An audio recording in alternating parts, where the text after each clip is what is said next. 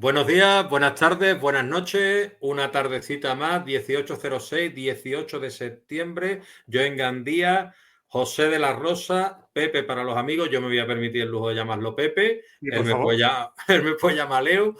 Y él está en Sevilla.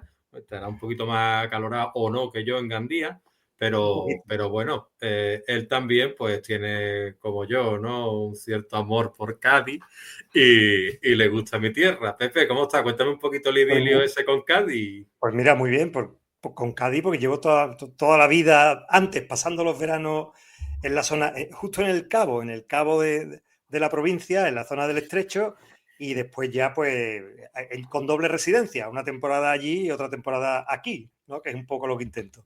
¿Y Te han por dado el qué? pasaporte. ¿Por qué? Porque quien va allí se enamora y tú vas y te enamoras de aquello, no hay otra explicación. Yo cuando estaba en Sevilla también me he enamorado, lógicamente. Pero ¿a ti te han dado el pasaporte o no? Bueno, tú sabes que allí hay que currárselo. Allí no llega, tú llegas y hay que ganárselo. Yo estoy haciendo todavía méritos. Hombre, en Cádiz nace cualquiera, el que quiere, el que puede, ya sabes tú el dicho, y Efectivamente, bienvenido, ¿no? Si tú te sientes gaditano, tierra universal. totalmente. Entonces, yo te voy a presentar formalmente, Pepe, ¿vale? Sí, Y verás tú la presentación que tengo yo aquí, que es la siguiente. A mí me encanta cómo combinas pasión por la lectura. He estado mirando tus canales de YouTube, me gustan mucho los vídeos que haces, tu constancia creativa y la cercanía con los lectores, tanto en tu web como en las plataformas que usas. Y hoy quiero adentrarnos un poco en tu trayectoria, tus motivaciones y los aspectos menos visibles del oficio de escribir. Yo te quiero agradecer personalmente y en nombre de nuestra audiencia bueno, que Pepe al final es un tío grande con bastantes seguidores y la humildad, pues yo siempre la valoro y gracias por abrirnos las puertas de tu mundo literario, Pepe. encantado. Yo más que encantado. Pues estupendo, muchas gracias. ¿Tú cuándo descubriste que querías ser escritor profesional y qué papel jugaron tu formación y esas lecturas tempranas en esa decisión, Pepe? Mira, profesional muy tarde. Profesional muy tarde. Uno de los grandes problemas que yo creo que he tenido, una de las grandes pérdidas de tiempo que yo he tenido en mi vida como escritor, es que yo me convencí de algo que me habían dicho desde que era pequeño y era que escribir es un hobby. Quiero decir, es algo que tú haces mientras tienes una profesión de persona seria para ganarte la vida.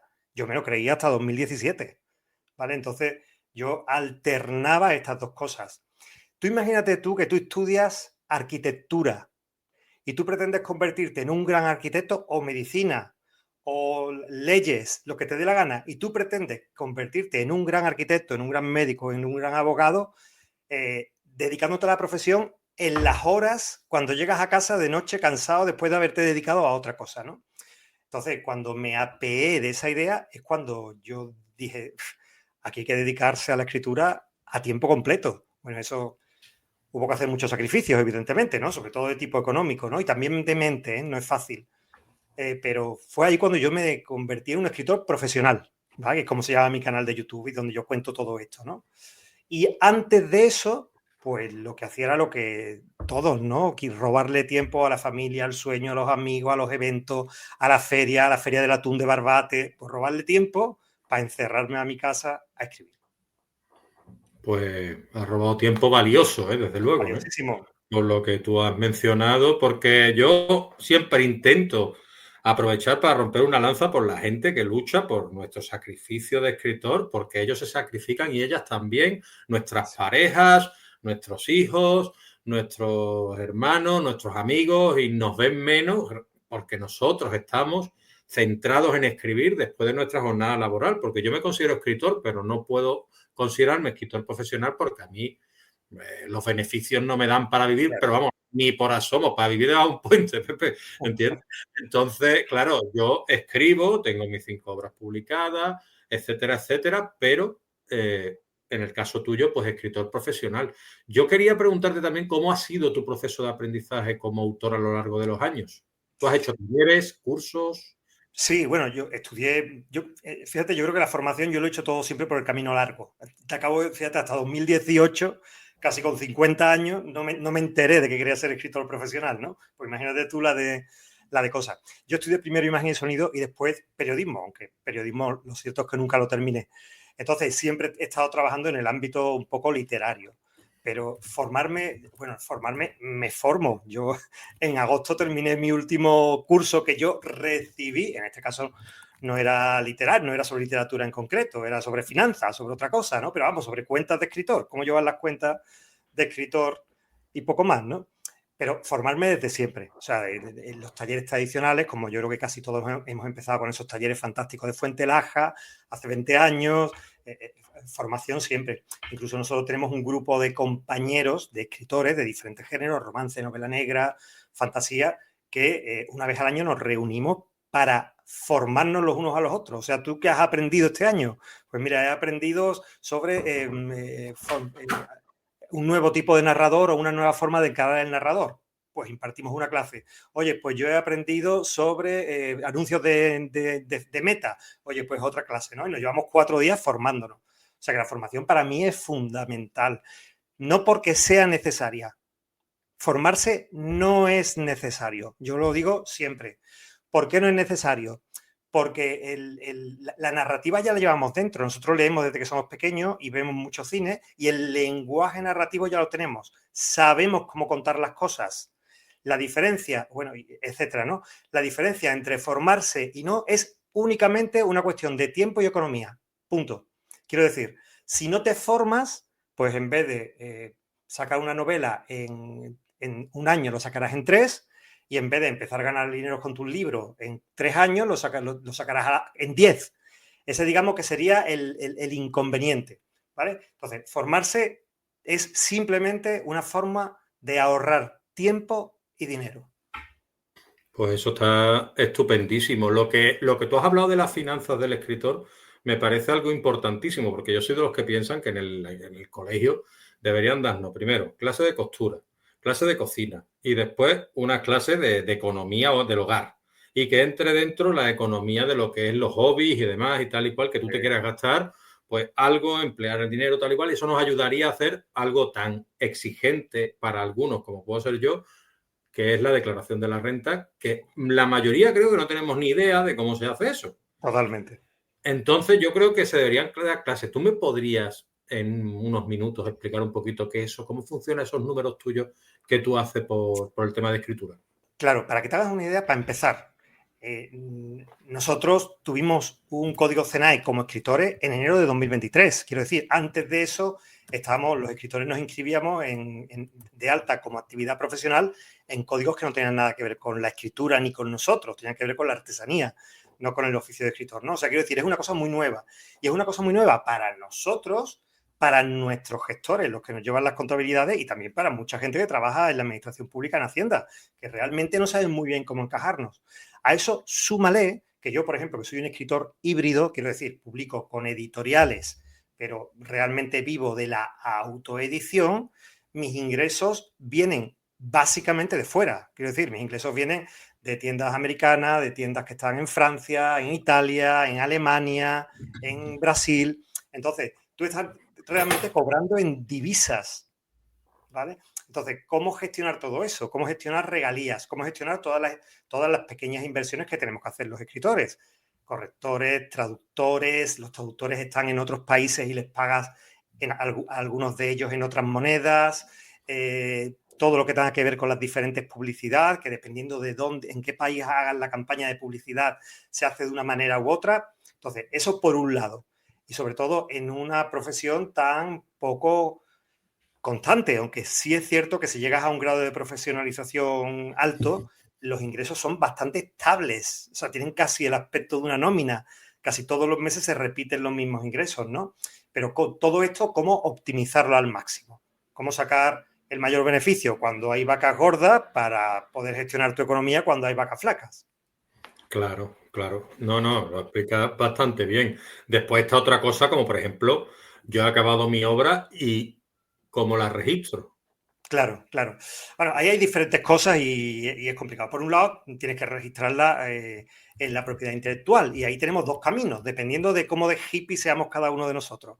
Por un lado está el copyleft, que se hace a través de una plataforma que se llama Safe Creative, en el que, bueno, es un poco extenso de explicar, ¿no? Y después estaría la forma tradicional, que es el copyright, que eso lo hacemos a través de diferentes agencias que lo que hacen es verificar que nosotros tenemos una obra a nuestro nombre en día y fecha, ¿vale? O sea, el día de hoy, pues a tal hora y a tal minuto y a tal segundo, yo entrego a una agencia verificadora un libro para que si en un futuro hubiera un juicio por plagio o que a mí me plagiaran o que yo plagiara a alguien, esa entidad verificadora pudiera emitir un informe o un certificado que asegurara que yo en esa fecha, en ese día, minutos, horas y segundos, yo era el dueño de esa propiedad. Eso, digamos que sería el primer paso que yo siempre recomiendo a todo el mundo que lo haga justo antes de sacar su libro de su ordenador. Lo mande donde lo mande a una editorial, lo mande a un lector beta o lo mande al corrector. Registrar siempre el libro para evitar problemas. Además, es una cosa que si lo haces, por ejemplo, a través de plataformas como Cedro, que es una plataforma gratuita para escritores, el proceso es gratuito. Si lo haces a través de agencias gubernamentales, tiene un coste. Son costes pequeños, ¿vale? Pero tiene un coste. Eso por un lado. Después, para publicar el ISBN, ¿vale? Que si trabajas con una editorial, eso lo hará el editor, pero si eres autopublicado, tienes que proveerte de un ISBN a través de la Agencia Española del ISBN. Y después, desde enero del 2023, el depósito legal, que los autores autopublicados ya estamos obligados a solicitar el depósito legal. Hace unas semanas, pues, hubo un pequeño revuelo en el mundo de los escritores, porque muchos de nosotros nos enteramos, bueno, yo lo sabía, ¿no? Pero muchos escritores se enteraron de que estaban obligados, si eran autopublicados, a certificar sus obras en el depósito legal. Pero bueno, tampoco es una cosa, un trámite demasiado complicado. Es farragoso en cuanto a que en cada comunidad autónoma el procedimiento varía, siendo básicamente el mismo. En cada comunidad autónoma varía, ¿no? Pero, por ejemplo, en Andalucía, que es donde estamos Leo, tú y yo, pues es relativamente sencillo. Nos vamos online y con nuestro certificado digital a la Delegación Provincial de Cultura que nos corresponde de la Junta de Andalucía, en nuestro caso, nos damos de alta en el depósito legal con nuestro certificado digital, registramos la obra y ya nos va automáticamente. Eso tarda, pues el tiempo que tardes en teclear y darle enter. Ya tienes el número de depósito. Ese número de depósito lo introduces en la maqueta del libro, en la página de legales, lo introduces en la página de legales y te vas a la Biblioteca Nacional de España, el Departamento de Depósito Legal, todo online. Te registras y mandas una copia del libro y una copia de la portada, ¿vale? En PDF. Ellos lo validan y una vez que lo has validado, tú tienes que mandar en Andalucía 4 ejemplares, en otras comunidades son 5, en otras son 2, depende.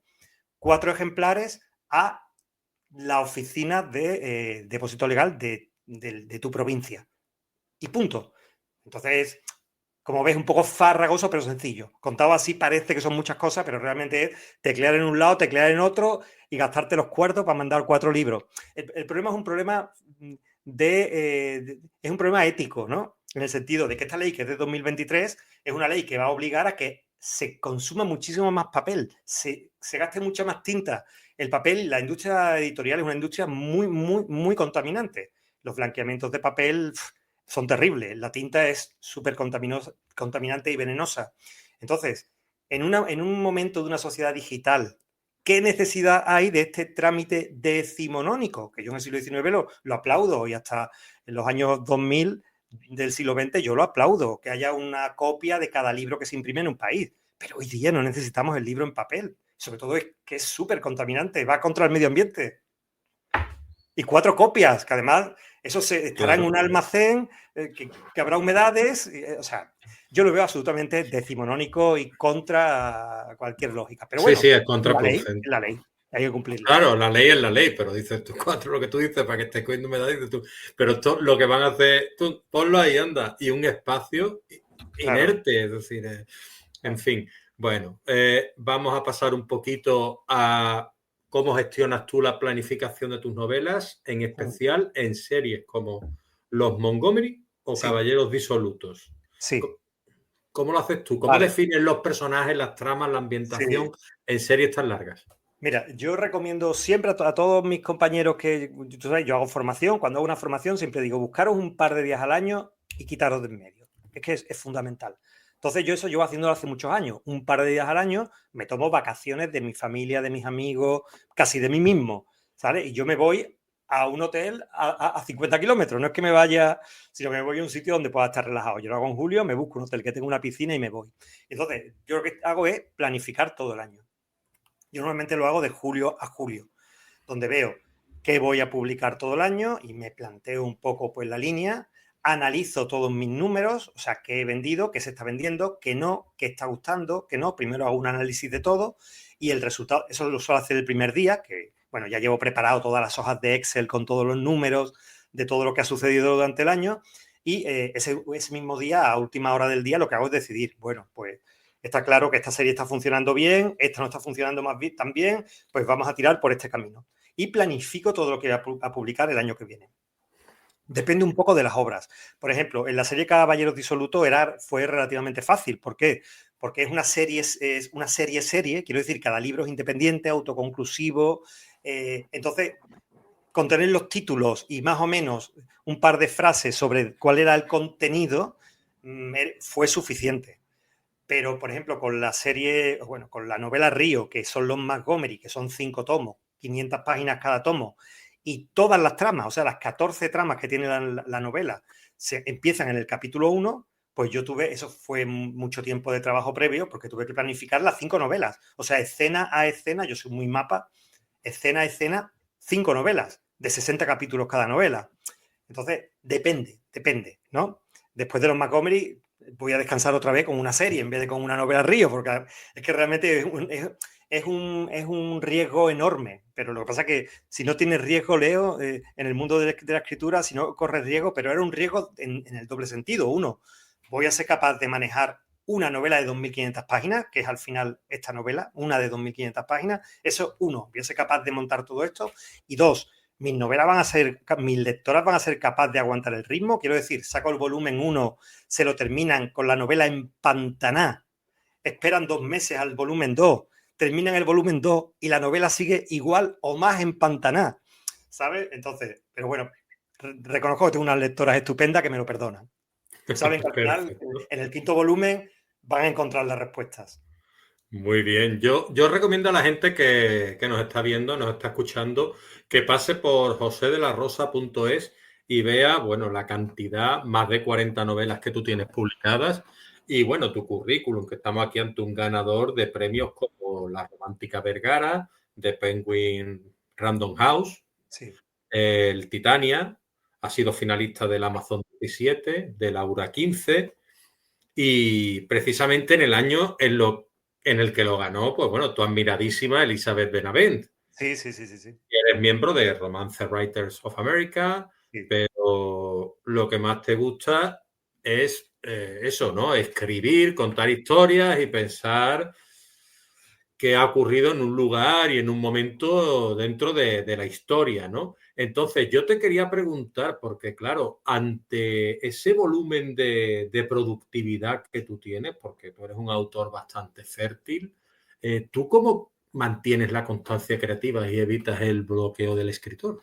Mira, Leo, te voy a dar varias respuestas a eso. Mi madre, que es una santa, nosotros somos 3 hermanos. Yo tengo un hermano mayor y una hermana menor. Y mi madre decía, mi Antonio, que es mi hermano mayor, y mi Conchi, que es mi hermana pequeña, son muy listos.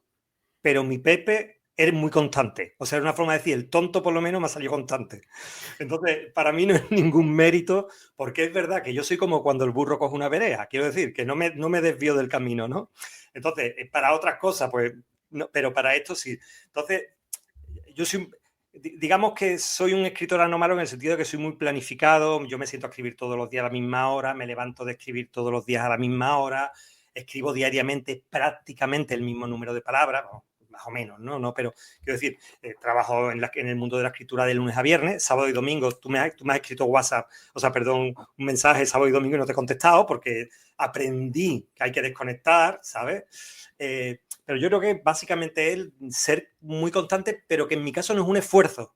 En mi caso, yo admiro mucho a la gente que hace el enorme esfuerzo para ser constante. En mi caso es que forma parte de mi naturaleza, entonces no es ningún esfuerzo. Al contrario, muchas veces lo que tengo es que luchar por decir, vamos a ver, hace un sol estupendo, la playa está de maravilla, es martes, el chiringuito acaba de abrir, vete ahora mismo a tomarte una cerveza y ya escribirás la novela esta tarde. Y eso es una lucha que yo tengo conmigo mismo, porque no, me siento culpable y si yo ahora tendría que estar, para que tú veas que cada uno tenemos nuestros fantasmas y nuestros... Hombre, claro, si no, no seríamos cada uno, ¿no? Claro, claro, Cada uno tiene sus cada una, ¿no? Como se suele decir. eso es. Entonces, tú, ¿qué importancia tiene para ti? Porque tú eres una persona muy activa en redes, YouTube y varias plataformas en las cuales lanzan vídeos, que yo recomiendo también que te sigan en esos vídeos porque dices cosas muy interesantes en Instagram. ¿Para ti qué importancia tiene la retroalimentación de tus lectores y lectoras en redes sociales o en YouTube? Sí, mucha, mucha, mucha, muchísima. Yo escucho mucho, yo leo todo lo que, intento leer todo lo que me comentan, por supuesto en redes sociales, lo leo todo y lo respondo todo. En YouTube también, evidentemente, porque son muchas horas de esfuerzo para transmitir una imagen de escritor a mis lectores, pero sobre todo yo creo que en el canal en el que yo me siento más cómodo, fíjate, es con el correo electrónico. Yo 3 veces a la semana le escribo un correo a todas mis lectoras que me siguen, que son muchas, porque si tú ves cualquiera de mis novelas, aquí lo verás aquí detrás, pues bueno, escanea este código y recibe una novela gratis. Y con eso los lectores, yo tengo los correos electrónicos de mis lectores. Entonces, y yo escribo 3 correos semanales a todos mis lectores y recibo muchas respuestas. Y ahí es donde la gente te dice de verdad lo que piensa. Porque en las redes sociales te vas a encontrar 2 perfiles básicamente. Lo mismo que haces tú o hago yo, quiero decir. Si somos personas que tenemos nuestra cabeza en regla, pues yo le diré a alguien lo bueno y no le diré lo malo. Y si tenemos la cabeza un poquito más para allá, pues diremos lo malo y casi nunca diremos lo bueno. Entonces hay haters o personas simplemente que no van a decir nada crítico, ¿vale? Porque te siguen desde hace 20 años, porque son ya amigos, ¿vale? Entonces yo a los haters directamente no los leo, quiero decir, no tiene sentido, no, lo mejor que se puede hacer es no pasar de largo. Y a las personas que me dicen ese tipo de cosas en redes sociales, pues yo estoy más que encantado. Pero donde la gente de verdad te dice lo que piensa de una novela, lo que es a través del correo electrónico. Que hay gente que se para y me escribe un correo electrónico de 2000 palabras, que yo lo agradezco enormemente, para contarme sus impresiones. Y yo aprendo muchísimo. Cuando tú ves que 3 personas te han dicho, oye, el personaje tal no me termina de convencer, tú ya sabes que la intuición que tú tenías de que ese personaje no funcionaba bien del todo. O al contrario, cuando te alaban, pues tú ya sabes. Entonces te van guiando un poco hacia dónde escribir. Lo que yo te digo que hago en julio, yo me retiro 4 días para pensar y en lo que me baso es en esto, en qué piensan mis lectoras. Mis lectoras se están cansando ya de la regencia, quieren un giro nuevo y también lo pregunto, en estos correos electrónicos también lo pregunto. Entonces, yo creo que el escritor de hoy en día, y gracias a las redes sociales y a la comunicación en general, tenemos unas ventajas que no han tenido los escritores nunca. Y es el poder escribir lo que queramos y también oír lo que quieren nuestros lectores. Y yo, que soy un escritor que vivo de la escritura, para mí es muy importante escribir lo que mis lectores quieren leer y que a mí me guste, evidentemente. No solo... tuve una época en mi vida en que yo escribía lo que me apetecía. Después llegó el momento en que dije, bueno, yo quiero ser un escritor profesional, quiero vivir de esto. Pues también tengo que escribir lo que no me apetece tanto en algunos momentos, ¿vale? Pero bueno, todo se llega a un equilibrio. Puedes escribir ciertas novelas porque sabes que van a funcionar muy bien y ciertas novelas que no. Las novelas mías que mejor gustan, que más me gustan a mí, perdón, que más me gustan, han sido siempre un fracaso comercial. Y son las novelas con las que más contento estoy. Pero bueno, esa es la vida del escritor. Claro. Por ejemplo, aquí tienes tú una serie de títulos que son montañeros. Sí. Luego Montaña está, funciona de maravilla. sí, luego está No soy Lisey Bennett. Si Bennett, que ganó el premio Vergara. Ajá. Después está Bajo el puente de los vientos. Esa quedó finalista del premio Amazon. El diamante del rey. Esa fue un desastre total comercial y es una novela que yo le tengo mucho cariño porque fueron 2 años de documentación, porque lo que cuenta es el robo de las joyas de la corona de España y un alarde técnico, quiero decir, a mí se me até la manta a la cabeza y dije, voy a escribir una novela con un narrador en segunda persona. Claro, aquello no le gustó absolutamente a nadie, solo a mí. Es difícil en el sentido de leer, ¿no? Yo que soy Claro. rolero y que he jugado mucho al rol y tú haces esto, tú haces lo otro, tú vas hacia allá, tú ves esto, tú tal. Eso a mí no me chirría tanto, pero entiendo que a la gente le Claro, pueda, la segunda persona del singular, como experimento está muy bien, claro, claro. pero para una novela es Es complicado. complicado que se venda. Es complicado, sí. Totalmente. Después Gigoló. ¿Qué tal Gigoló con este hombre tan apuesto, vestido de Mira, chaqueta, smoking? Gigoló ganó el premio Titania. Fue la editorial Titania, que es un clásico en el mundo de la novela romántica, siempre había publicado novela traducida. Ellos siempre compraban derechos desde los años 70 al mundo anglosajón, América o Reino Unido, y traducían. Y con Gigolo, que fue ganadora del primer premio Titania, fue la primera novela romántica en nuestra lengua que publicó Titania como sello y lo ganó un hombre. A mí me llamó mucho la atención porque yo en aquella época en la que gané el premio Titania, yo la primera novela romántica que publiqué fue en el año 2013, ¿vale? Entonces, tú verás que yo firmo mis novelas como J de la Rosa. Y ese J de la Rosa es que yo estaba muerto de miedo, porque yo decía, un señor con barba entrar en un mundo donde el 95% en aquella época eran lectoras y el 99% escritoras, esto va a ser un desastre. Entonces yo puse la J punto que pareciera que era Josephine, Juana, Julia, pero realmente funcionaba como un seudónimo, ¿no? Entonces yo cuando mandé la novela al premio Titania, 2 años después de empezar a escribir novelas románticas, que había publicado 3 novelas, de las que prácticamente, bueno, alguna de ellas fue muy bien, pero 3 novelas. Yo cuando mandé el manuscrito al premio, cuando a mí me llamaron de la editorial para decirme que había ganado, le colgué porque pensé que era una broma, para que te hagas una idea. Le colgué a la editora y dije, mire, que broma es la justa. Digo, esto es un amigo mío, una amiga mía que sabe que he mandado la novela y se está burlando de mí. Y sin embargo, para que tú veas que hay premios que no, pero hay premios que son absolutamente transparentes. Yo era la peor apuesta posible. O sea, un señor escribe novela romántica, una novela sobre la prostitución masculina y sin embargo ganó el premio. Y a ver, es que aquí, por ejemplo, abrimos un melón, ¿no? Novela negra la escriben normalmente hombres.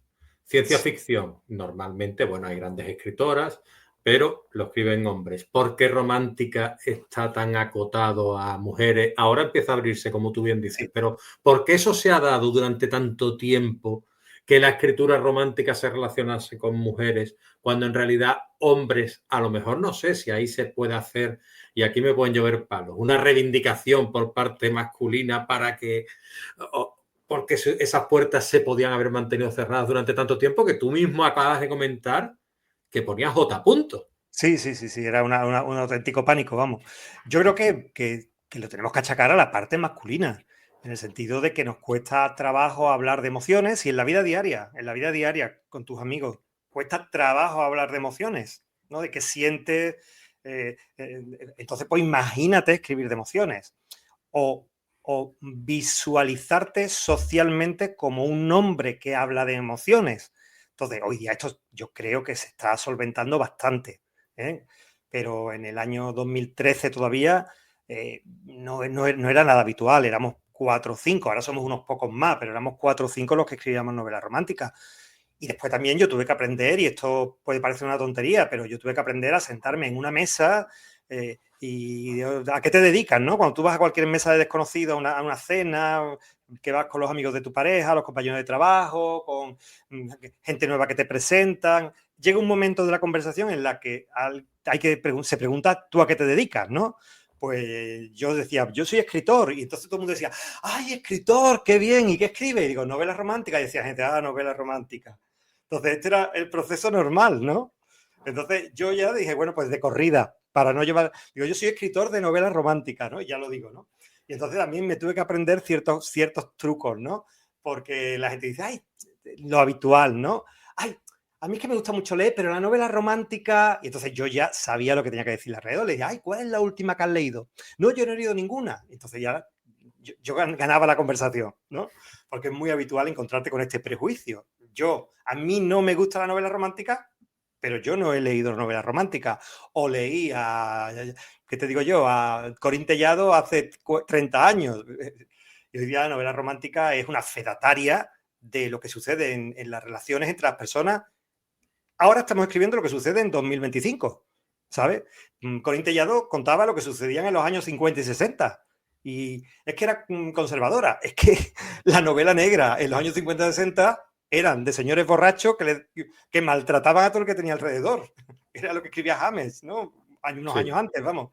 Entonces, ¿qué escribía James? Lo que tenía alrededor. ¿Y qué escribía Corín Tellado? Lo que tiene alrededor.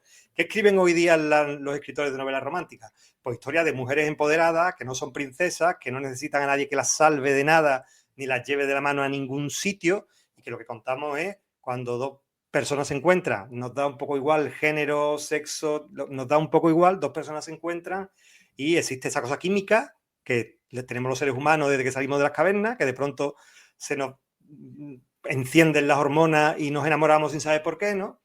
Y contamos ese hecho en la jaula social de 2025, que nosotros creemos que estamos muy libres, pero estamos en una jaula social como estaban en el siglo XVIII o a principios del siglo XIX, donde yo escribo mis novelas, donde las reglas sociales para controlar el torbellino brutal que es el amor eran unas y ahora tenemos otras. Lo que pasa es que como no las vemos, creemos que no existen, tenemos reglas sociales, porque cuando nos enamoramos quemamos casas, las velas del barco, eso es así. Hombre, es lo que hablábamos ayer, si no me equivoco, con Alejandro Ramos, ¿no?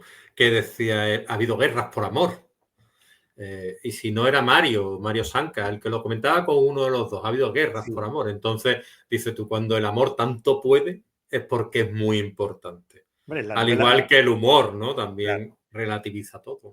Claro, la obra más, la Odisea o la Ilíada, perdón, la obra más importante de la literatura occidental es una guerra por amor, ¿no? Exacto. Entonces, va sobre eso.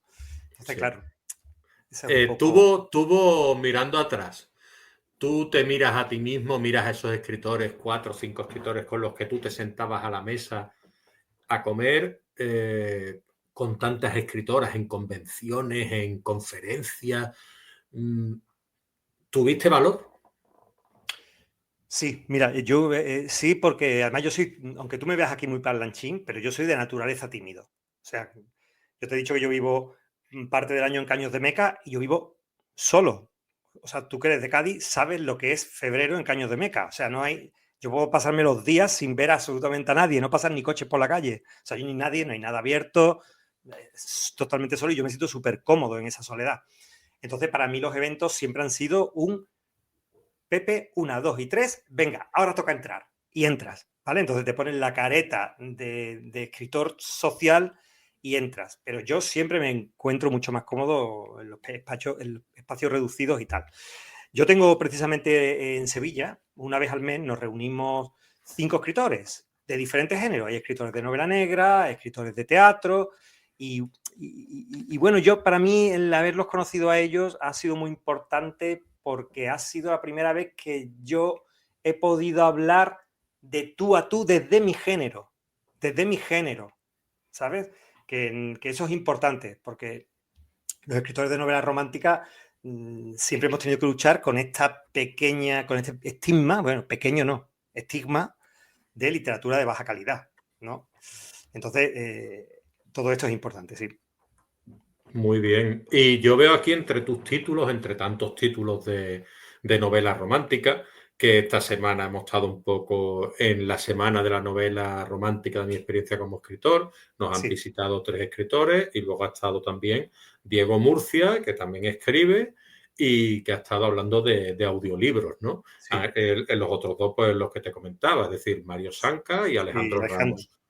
Pero dentro de ese catálogo tuyo, hay algunos libros que tú me sabrás mencionar de corrido probablemente, La clave Agripa, Vampiro, que no son románticas, ¿no? Claro, mira, yo empecé escribiendo thriller esotérico como La clave Agripa o Vampiro. La clave Agripa salió con una editorial pequeñita, pero Vampiro fue un proyecto importante y salió con la que entonces era Santillana, que después se convirtió en Penguin Random House. Y fue mi segunda novela. Tuvo un adelanto de muchos miles de euros que yo decía, bueno, a partir de aquí Eso fue el año 2009. A partir de aquí yo ya seré un autor rico, ¿no? Nada de eso, ¿no? Pero yo empecé siendo un escritor de thriller donde los personajes ni se miraban, ni se tocaban, ni se besaban y no había cero romanticismo en mis novelas, ¿vale? ¿Qué sucedió? Que en el año 2004, si no me equivoco, yo estaba escribiendo todo esto, ¿eh? Yo estaba escribiendo todo esto. En el año 2004 yo empecé a trabajar con una editorial y hacía falta, bueno, en todas las editoriales siempre hace falta catch. Hay que pagar nómina y hay que pagar seguros sociales. Y entonces, pues, había que crear un sello que diera catch. No había que ser muy listo para darse cuenta que ese sello tenía que ser de novela romántica. En aquel momento la novela negra no estaba como ahora. Hoy día, para tener catch en una editorial, publica novela negra o novela romántica. Incluso ya la ciencia ficción, ¿no? O la fantasía, mejor dicho. Pero en aquella época solamente había una opción y era novela romántica. Entonces, claro, yo me tuve que empollar mucha novela romántica. Yo hasta entonces era un autor, era un lector que miraba con la nariz alzada la novela romántica. O sea, lo mismo que yo te acabo de criticar ahora, yo lo hacía porque no había leído novela romántica. Pero cuando yo tuve que empezar a empaparme y tuve que empezar a ver las rupturas de los cánones sexuales, o sea, la libertad sexual que existe en la novela romántica, la ruptura del estereotipo femenino que yo creía que retrataba la novela romántica, y me enfrenté con personas de carne y hueso, con los problemas de las personas de carne y hueso. O sea, para mí fue un cambio brutal. Aún así, yo me resistí mucho a escribir novelas románticas porque admiraba mucho a las autoras de novelas románticas. Entonces, hasta 2013, que fue a través de ¿cómo se llama esta editorial? HarperCollins, ¿vale? Que fue quien yo tenía cierta relación con ellos y me dijeron, oye, ¿por qué no escribo una novela romántica? Y escribí la primera novela romántica que se llama 7 razones para no enamorarse. Y fíjate una cosa, Leo, yo escribí la novela, entregué el manuscrito, validé la portada y me olvidé de la novela, pero no era un olvido consciente, era como decir, esto va a ser un fracaso, esto va a ser un fracaso, esto va a ser un fracaso, esto va a ser un fracaso. Entonces ni miraba lo que aparecía en Internet, que en aquella época, año 2013, era Facebook prácticamente, ¿no? Yo ni lo miraba, o sea, es como que yo seguía con mi trabajo, trabajando en editoriales, y yo no, hasta que me llegó la liquidación. Y entonces la primera liquidación vi que habían vendido 10.000 ejemplares de la novela. Entonces ahí fue cuando yo dije, bueno, pues el J de la Rosa puede funcionar. Y eso fue Claro. el cambio. Es decir, bueno, voy a empezar a escribir novelas románticas. Esto es lo que realmente me gusta, de lo que sé, porque sé mucho más, en aquella época sabía, y hoy sé mucho más de novelas románticas que de thriller esotérico, aunque me encanta el tema de esotérico, voy a escribir novelas románticas, que es donde me siento cómodo. Claro, tú tienes 7 razones para no enamorarse, Sí, y 7 razones para odiarte, correcto. Y 7 y razones para 7 amarte. razones para amarte. Claro, claro. Ten en cuenta, Leo, que en el mundo de la autopublicación trabajar en series es muy importante porque esto es una cuestión básicamente de economía, porque al trabajar en series puedes optimizar tus recursos, tus gastos en promoción. Entonces, para nosotros es mucho más fácil, si yo tengo una serie de 5 libros, pues promocionar el primero de la serie y el resto se van a vender. Si no, el esfuerzo de promoción es enorme. Tienes que promocionar tanto. Si son todos tus libros autoconclusivos, ¿a cuál dirijo mi atención? ¿No? Y entonces, al final sucede un poco lo que pasa con los catálogos editoriales, que un catálogo editorial siempre pone todo su esfuerzo de promoción y marketing en la novedad del día o en la novedad del mes. Punto. Una novela, una vez que pasa el mes, a menos que haya vendido mucho, esa novela pasa al anonimato. Pues un poco en el mundo de la autopublicación trabajamos para tener catálogos activos, no catálogos muertos. Yo vendo libros como este que tienen pues 4 años y se venden muchos ejemplares al día. ¿Título? Sí, este se llama el Lord Sheridan. Lord Sheridan Léeme la sinopsis, ya que lo tiene ahí, por favor. Mira, te voy a leer. Una protagonista ante la que caerá rendida, a pesar de ser absolutamente impresentable.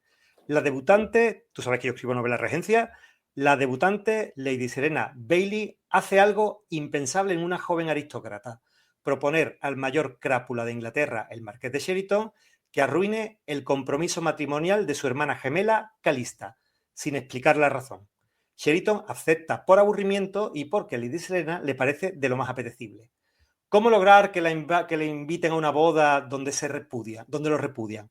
acercarse a la impresionable Calista, desairar a su prometido y no enfrentarse a un duelo. Y lo más intrigante, ¿por qué el diamante de la temporada quiere desbaratar el matrimonio de un hombre al que rechazó el año anterior? Que Más o bien menos. que bien lee la sinopsis, Pepe. Mira, con la gafa, La lee muy romántica. con la gafa progresiva no sabía dónde colocar el libro. La lee muy lírica, de verdad. ¿Cuántas páginas tiene ese libro? Que lo veo que tiene Este su empaque. tiene 495 páginas. 495. Está muy bien. ¿Le Una tienes tu lectura especial buena. cariño? ¿Le tienes especial cariño a este Le tengo libro? especial cariño porque este libro pertenece a una serie de 6, pero fíjate qué curioso, este es el segundo y fue el primero que leí, que escribí. Entonces, tenía la idea tan clara, tan clara, tan clara. O sea, un canalla crápula, vividor y aburrido. Y un conflicto ahí un poco de thriller, ¿no? De una chica que le dice, arruina el matrimonio de mi hermana gemela con el hombre al que he rechazado. Me parecía que la premisa era muy interesante de escribir. Y fue el primero que escribí de esta serie y donde realmente yo me introduje en el mundo de la regencia. Hasta entonces yo había escrito alguna novela histórica, como El Diamante del Rey, como Bajo el Puente de los Vientos, que es para mí mi mejor novela, ¿vale? Lo que pasa es que es una novela que hoy día, de hecho, hay una segunda parte que nunca escribí y no sé si la escribiré alguna vez, porque es una novela que necesitaba tanta documentación que me invalidaba un poco de hacer nada más que documentarme, ¿no? Pero la primera novela regencia que yo escribí realmente fue esta. Y me hablas un poquito de mentoría personalizada y si es algo que tú hagas de que ofrezcas esos servicios. Claro, yo básicamente lo que doy es formación. Doy formación una vez al año nada más. Hago cursos de 1 mes y medio y lo suelo empezar a impartir en mayo. Son todo el mes de mayo y mitad de junio, única y exclusivamente. Ese curso es para unas 20 plazas aproximadamente y hago 2 que van en paralelo. Uno de técnica narrativa, centrado en ficción de entretenimiento, romance, negra, fantasía, ciencia ficción, en romance de entretenimiento, en novela de entretenimiento, porque tiene unas claves muy concretas y hay que, en la novela de entretenimiento, tu objetivo es que el lector, en cuanto abra el libro, ya no se pueda ir. Entonces los recursos que tú tienes que utilizar son muy diferentes a si tú escribes otro tipo de narrativa, otro tipo de novela distinta. En el entretenimiento, abre la página y, amiga, estás atrapada. Ese es el objetivo y eso tiene una técnica. Tú puedes tener intuición, pero hay una técnica para hacer esto. Y el otro curso es de ventas. O sea, cómo vender novelas. A mí no me gusta decir que sea un curso de cómo vivir de escribir, pero la mayoría de los lectores que pasan por allí terminan teniendo unos muy buenos ingresos mensuales, porque al fin y al cabo hay una técnica para vender libros. Entonces, ¿cómo conseguir que el lector que le gusta esto llegue a esto? Que es en lo que consiste. O sea, ¿cómo poner esto delante del lector? Porque yo sé que una vez que se lo ponga delante, si abre la primera página, se lo va a quedar. Bueno, pues un poco consiste en eso. Entonces son cursos muy prácticos, talleres muy prácticos, donde cogemos un libro, o sea, el de escritura, empezamos con la escritura de un libro, o sea, lo planteamos entero y empezamos a escribir el libro, y el de ventas, cogemos un libro que tengamos, y si no has publicado nunca el libro que estás trabajando, y lo posicionamos en el mercado, es lo que se hace en el curso. O sea, un libro que lleva 5 años y que el libro ya no se vende, oye, pues ahora vamos a posicionar de nuevo este libro en el mercado. Vamos a ponérselo por delante a los lectores que les puede interesar. Claro, funciona muy bien y los lectores, o sea, los escritores rápidamente ven que es práctico y que funciona. Y imaginemos que me quiero apuntar a ese curso. Sí. ¿De qué tiempo tengo que disponer yo? Mira, el curso se organiza de la siguiente manera. Hay una sesión en directo una vez a la semana, que son 6 sesiones en directo. Son clases muy largas, yo soy muy pesado, se graban y se quedan muy largas, pero muy al grano, ¿eh? No son largas de yo contando la vida de Los Ángeles, sino que largas de A, B, C y D. Y esto se hace así. Y después, claro, después hay que escribir todos los días. En el de escritura se escriben todos los días. Todos los días hay que empezar a narrar. Porque hay un fenómeno que esto está comprobado, y es que cuanto tú más escribes y mejor escribes. Esto hay un vídeo por YouTube rodando de un experimento que se hizo y se cogieron a 2 grupos de 50 personas y al primer grupo se le dijo, mira, no sabéis mucho, pero tenéis que hacer un jarrón de barro, uno solo cada uno, un solo jarrón cada uno, pero el jarrón tiene que ser perfecto. Entonces, tenéis un mes para formaros, hacer lo que os dé la gana, pero tenéis que entregar dentro de un mes un jarrón de barro perfecto. Y al otro grupo de 50 se le dijo, oye, dentro de un mes me tenéis que entregar cada uno tantos jarrones de barro como podáis. Me da igual que el jarrón esté roto, que tenga la asa torcida, tal. Entonces, eran dos formas.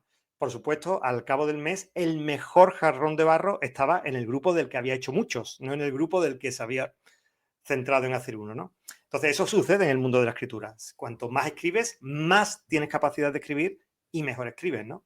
Entonces, por eso escribimos mucho durante el curso. Y en el de marketing, al fin y al cabo, tú vas a necesitar como 1 hora y media, 2 horas diarias para dedicarle al curso. Por eso es un mes y medio, nada más, digamos, ¿no? Y el de marketing, pues igual, porque tienes que trabajar el libro que elijamos, hay que trabajarlo por dentro y por fuera. Quiero decir, hay que recrear cubiertas, hay que reprogramar todo el marketing del libro, hay que hacer todo el marketing interno del libro, que es mucho, hay que hacer creatividades, hay que programar. Y además, el curso de marketing es sin redes sociales. O sea, cómo posicionar un libro y que tu libro se venda sin redes sociales, sin usar las redes sociales. O sea, sin usar redes sociales me refiero a sin generar contenido gratuito para tus redes sociales. Entonces, al final funciona muy bien. Y son cosas que al día de hoy, es lo que yo te decía, esto es necesario, ¿no? Cuando tú lleves 10 años en el mundo del libro, lo habrás aprendido, porque te habrás ido a 20 conferencias, te habrás ido a 200 congresos, habrás pagado en un, ¿sabes? Pero en un curso de un mes y medio ya lo has aprendido. Has empezado de cero y te has ahorrado 10 años de vida. Discúlpame porque antes te he interrumpido. Sí, discúlpame porque antes te he interrumpido y no te he dejado hablar de lo de las mentorías, que ibas a hablar de las mentorías. Las mentorías, por cuestión de tiempo, no es algo no es algo que haga mucho. De hecho, la mayoría de mentorías que hago, las que todavía hago, son a alumnos. A alumnos que sus proyectos a lo mejor son muy ambiciosos y exceden más allá del tiempo del curso. Porque, ¿qué te digo yo? Pues porque tienen sagas larguísimas, que están en pleno proceso y bueno, ¿cómo vendo la quinta? Porque tengo una saga de 7 novelas, a la sexta se me cae la venta. Entonces, ¿qué hago para vender la quinta, sexta y sexta? Entonces, necesitan ángulos distintos. O autores que tienen dos perfiles, o sea, quiero decir, que escriben romance y novela negra. Entonces, esto hay que ajustarlo muy bien, porque el algoritmo, por ejemplo, de Amazon se contamina, y más ahora el modelo 10 que ha salido, se contamina y no sabe a quién recomendarlo. Entonces, hay que limpiar todo tu trazo en el algoritmo de Amazon, por ejemplo. Entonces, todo esto hay que aprender a hacerlo. ¿Cómo limpio mi trazo? ¿Cómo de contaminado tengo el algoritmo? ¿Cómo lo detecto? ¿Dónde están las claves para saber por qué Amazon no me está recomendando? Bueno, pues están aquí y aquí. Si esto no funciona, es que no está funcionando. Y tú hablas con el algoritmo pues a través de las palabras claves, de la sinopsis, de tu portada, del título de tu obra, del subtítulo de tu obra. Entonces, todo eso tiene que ir en una única dirección. O sea, todo el libro tiene que ir en una única dirección. Y el autor tiene que ir en una única dirección. Y tú me dices, bueno, y si yo soy autor por un lado y de novelas románticas y de novelas negras, pues tenemos que tener un seudónimo, no hay vuelta de página. ¿Sabes? Muy bien, muy bien. A ver, yo soy muy fan de lo que es leer libros de ensayos, ¿no? Sobre escritura, es decir, mientras escribo, El placer de la escritura, Manual del escritor, hay algunos que son muy buenos. Tú tienes varios. Yo voy a mencionar 3. Tú puedes escribir una novela romántica, aprende a trabajar el erotismo en la novela, o 105 consejos para trabajar tu novela romántica, ¿vale? Yo te voy a pedir solamente un consejo. ¿Cuál es el consejo que tú le darías a alguien que quiere escribir romántica? Sí, mira, a cualquier escritor, esta pregunta yo la he ido cambiando a lo largo de la vida, ¿vale? Entonces hubo una época en mi vida en que alguien me decía, yo quiero escribir novela romántica, ¿qué hago? Yo le decía, ponte a escribir novela romántica. Era lo que yo le decía. ¿Cuándo? Mañana. Búscate una premisa interesante y empieza a escribir. Y los autores muchas veces se nos olvida que el borrador es el borrador. Quiero decir, que el borrador está hecho, cuando tú escribes el primer borrador, está hecho para cambiarlo.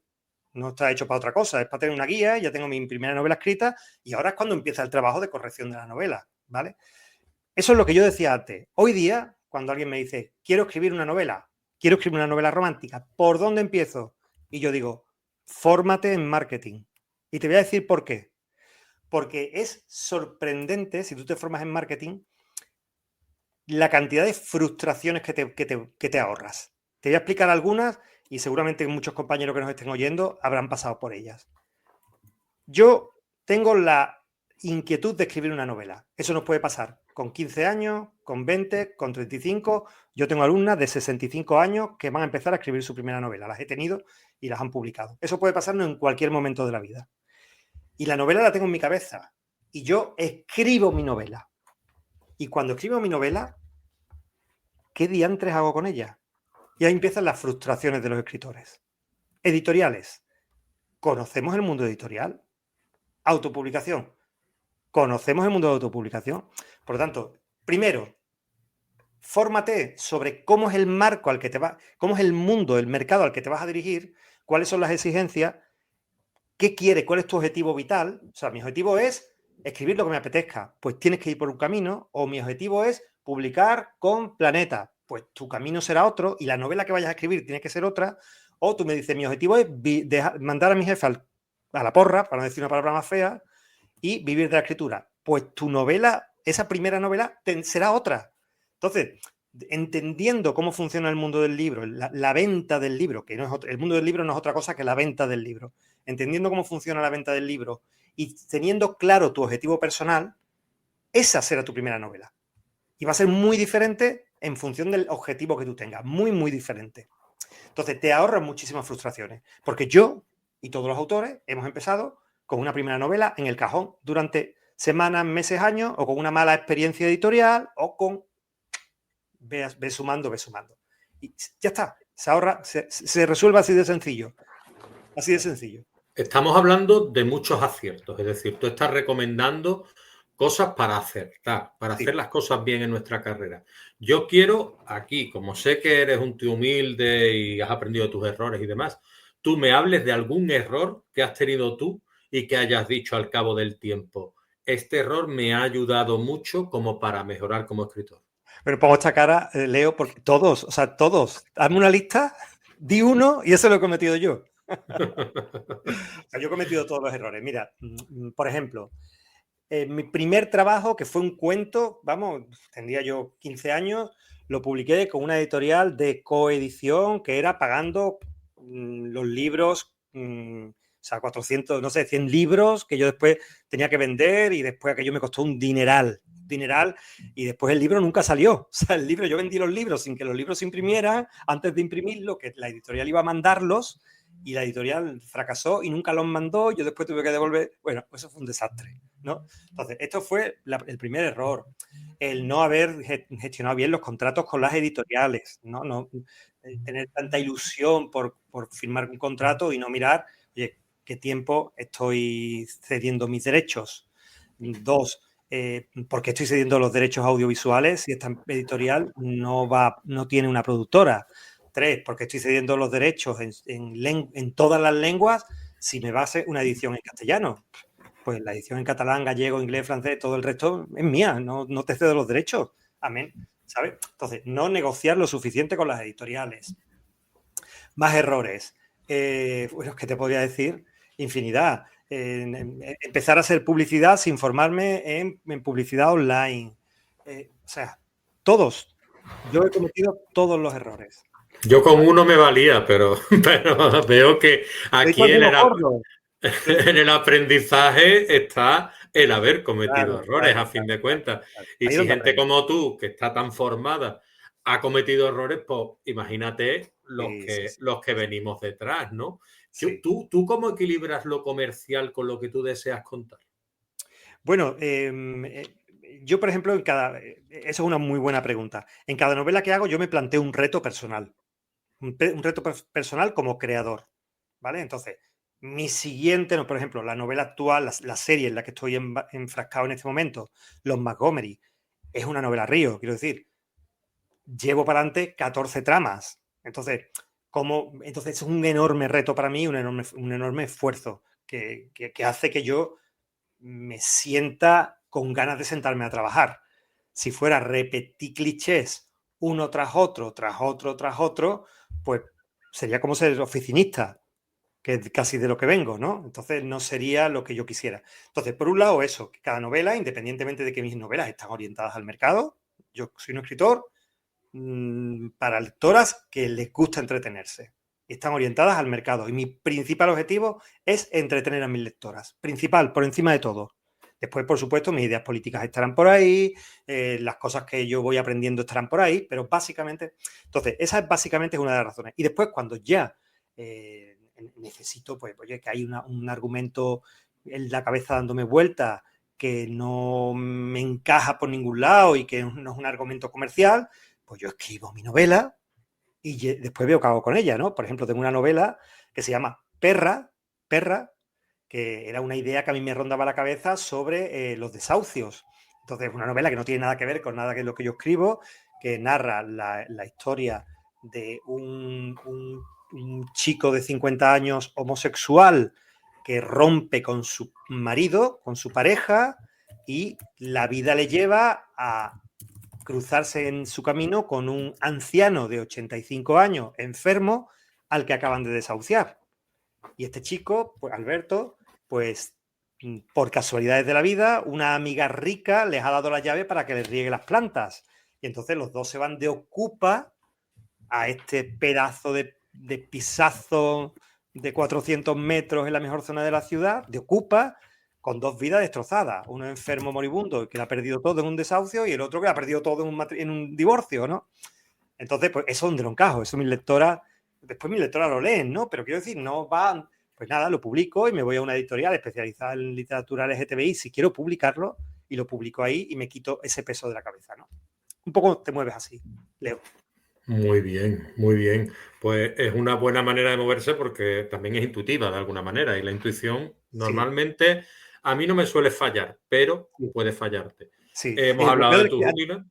antes Ujú. me has preguntado sobre el bloqueo del escritor. El bloqueo del escritor se corrige escribiendo. O sea, hay montones de técnicas, hay montones de libros sobre técnicas de antibloqueo, la escritura automática, empezar un diario, escribirle una carta a tu niño del pasado, dejar de escribir durante una semana, empezar una novela nueva y olvidarte de la que tienes entre manos. Hay montones. Pero al fin y al cabo se corrige escribiendo. Porque el bloqueo del escritor siempre es el miedo a la valoración, el miedo a que esta novela no sea todo lo buena que tiene que ser. Esto no es otra cosa. Y se corrige tan sencillo como pensar que en lo que yo estoy trabajando es en un manuscrito. Y este manuscrito que estoy haciendo en el ordenador, pues este capítulo pues, hoy me ha salido, cogido por los pelos, pero cuando yo haga mi revisión, entonces empezaré a corregir. Y si tienes una técnica ordenada de revisar tus manuscritos, ¿vale? Primero una lectura general para ver si las ideas globales están bien, si globalmente los personajes funcionan, después ya te metes en personaje a personaje a ver si su arco de transformación es correcto, después ya te metes en si todas las acciones son correlativas, después ya te metes en capítulo a capítulo, si los capítulos son coherentes, escena a escena, si las escenas empiezan con una acción impactante, un diálogo poderoso o una meditación potente, si hay cliffhanger a la salida de cada capítulo, si estás respondiendo a preguntas y generando... O sea, después empieza y después ya la parte literaria, estricta, o sea, sintáctica, de sintaxis y de léxico, ¿no? Pues estoy repitiendo, ¿dónde están mis repeticiones? ¿Mi muletilla cuál es? En este manuscrito, ¿cuántos pues he puesto? ¿700? Venga, quita pues, ¿no? O sea, tú llevas un orden y al final del manuscrito sale. Entonces, esto te libera mucho, saber que la fase de escribir la novela es solo el comienzo de una fase muy larga, de algo muy largo, ¿sabes? Claro. Y yo te quería preguntar, ¿algún libro de eso de los que tú has comentado en este último contexto de la pregunta, tú recomendarías alguno para el bloqueo del escritor? Mira, no te puedo decir ahora mismo uno. Va a sacar ahora mismo un libro, fíjate, Lucía Echevarría, va a sacar un libro sobre literatura terapéutica que lo va a sacar ahora, que uno de los temas que trata, según le he leído, es precisamente ese. Puede ser interesante.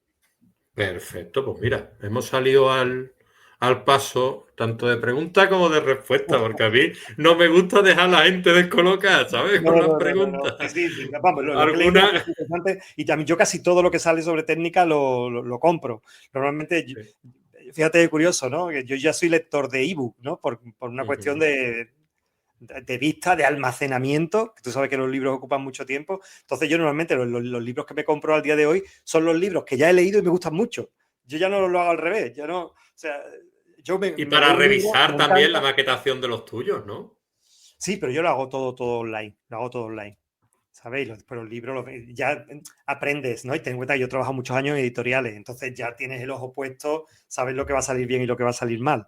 Pero Claro. porque tienes el ojo educado, ¿eh? No por otra cosa.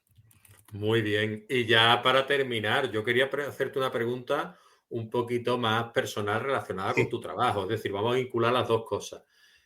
Pepe de la Rosa. sí. ¿Es un romántico Pepe de la Rosa?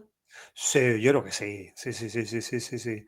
Yo tengo un sentido romántico de la vida. Romántico decimonónico también. Quiero decir que a mí bajarme a la playa de Caños de Meca en un día lluvioso, con un pañuelo al cuello que se mueva y que un día voy a terminar como Isadora Duncan, como pase por ahí una gaviota y tire del pañuelo me mata. Y con un abrigo, ¿sabes? Y con aspecto trágico. Eso me gusta mucho. Y también en mis relaciones sentimentales intento ser romántico, intento hacer la vida agradable, yo creo que sí, yo creo que sí.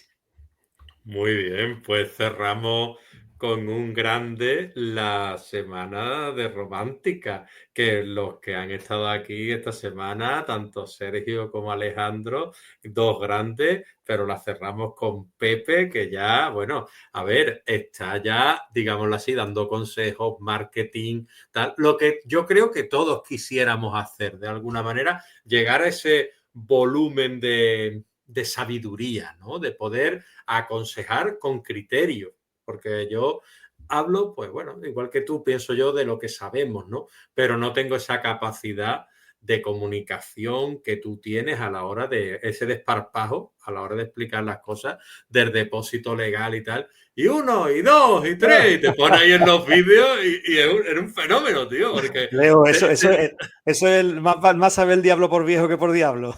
se queda uno los 3 o 4 minutos que dura el vídeo y dice, no veas Pepe cómo se mueve el arte que tiene. Y encima sevillano, pues ya entonces ya le sabe echar salero que merece.